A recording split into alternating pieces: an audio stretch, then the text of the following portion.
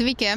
Kaip ir sakiau, šį kartą susitinkam šiek tiek kitokioj aplinkoj. Dabar galėčiau apsimesti, kad eisim kartu rinktis plyteles ir grindis, bet viską aš jau esu išsirinkusi, važiavau jums parodyti. Išsirinkau iš Unideko, iš Varduvos.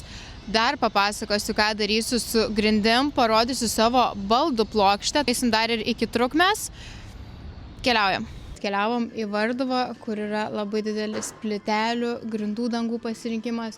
Yra tualetai, yra dekoratyvinės sienelės. Šiek tiek praeisim, irgi parodysiu, ko čia yra. Yra mano taip norėtas ir išsvajotas vinilas, kurio negalėjau pas save susidėti, bet dabar net matau, kad yra nuolaidų. Jeigu kažkas įsirenginėjat namus, tikrai pačekinčiau, pažiūrėčiau, man atrodo, kad yra be galo geras pasirinkimas. Man patinka, kad čia yra labai daug akcentinių plytelių, bet labai skoningų akcentinių plytelių. Aš nesu blizgių paviršių mėgėja. Vienas iš mano norėtų pasirinkimų buvo šitos plytelės, bet šiek tiek buvo per intensyvas, bet kam namuose tinka, tai labai gražiai atrodo. Jei kas nenorit jokių didelių akcentų, Varduva turi labai didelį pasirinkimą tiesiog paprastų, gražių, skoningų plytelių. Taigi man reikėjo išsirinkti paprastą, kokios bus grindys. Buvo žiauriai sudėtingas pasirinkimas, nes yra labai daug gražių. Atkeliavau į plytelių skyrių šiek tiek papliurpti apie vonios kambarį. Vonios kambarys buvo ta vieta, kur aš nežinojau, ką daryti.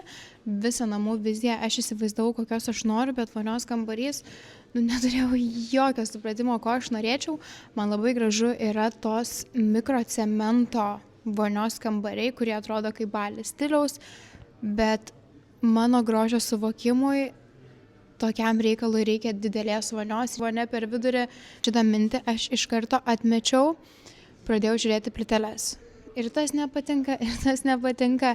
Ir žiauriai ilgai galvojau, ko noriu, kol nepamačiau travertino rašto plytelių.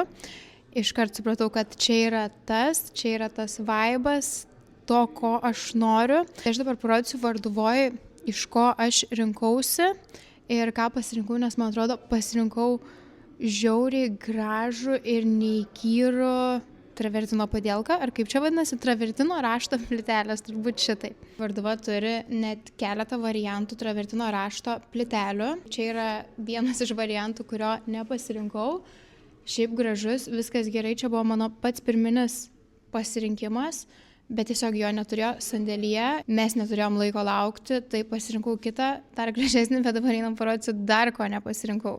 Kadangi mano namai kaip ir neturi kažkokio labai akcentinio dalyko, tai buvo svarstytinos ir šitos plytelės, kurios būtų buvusios akcentinės, būtų toks buvęs namų, vonios kambario akcentas, bet gal šiek tiek man jos pasirodė per daug ir mes tada su dizainerė paslėpta radom tobulą travertino rašto plytelę, kuris yra visiškas variantas tarp mano pirmo pasirinkimo ir šito, nes yra viduriukas, nėra toks blankus kaip variantas, kurį rodžiau prieš tai ir nėra toks intensyvus kaip šita. Atrodo, kad šitas variantas yra pats geriausias, pamatėm, iškart sakom šitą ir tikrai šitą. Taip atrodys pas mane sienos, aš jums jau rodžiau praeitam video, ant kurių sienų bus plytelės.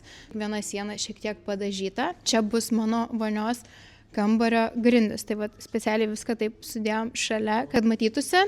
Norėjau šiltesnio atspalvio grindų, bet kai viską susidėjom, kai visa šita paletė atsirado, tai supratau, kad šiltos grindys labai išmuš visą namų vaibą. Rinkau šiek tiek šaltesnio atspalvio ir čia pas mane kas yra.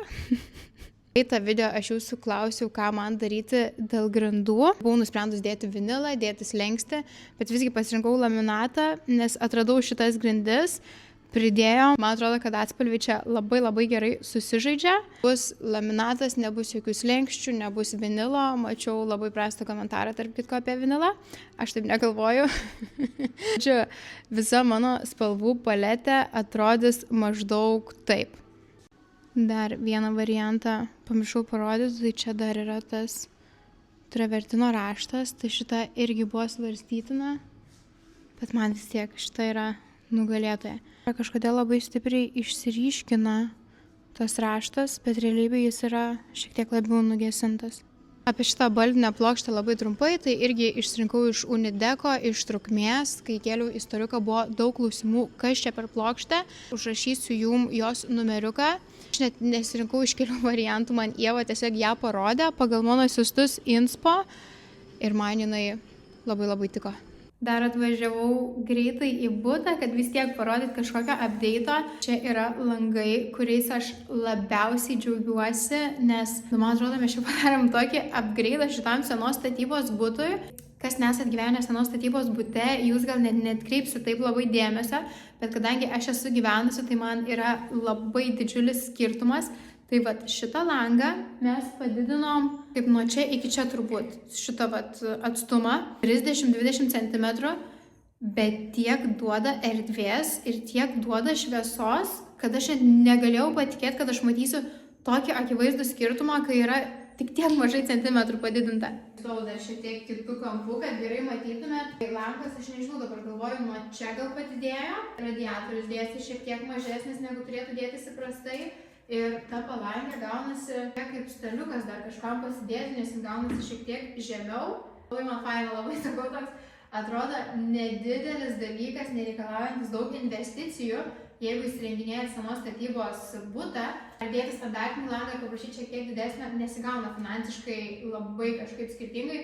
Aš paprašysiu, kad man draugas pasakytų kainas ir aš jums čia parašysiu, kad maždaug įsivaizduoti, kiek šitas upgrade'as kainuoja. Bet man atrodo labai verta. Dar parodysiu balkoną.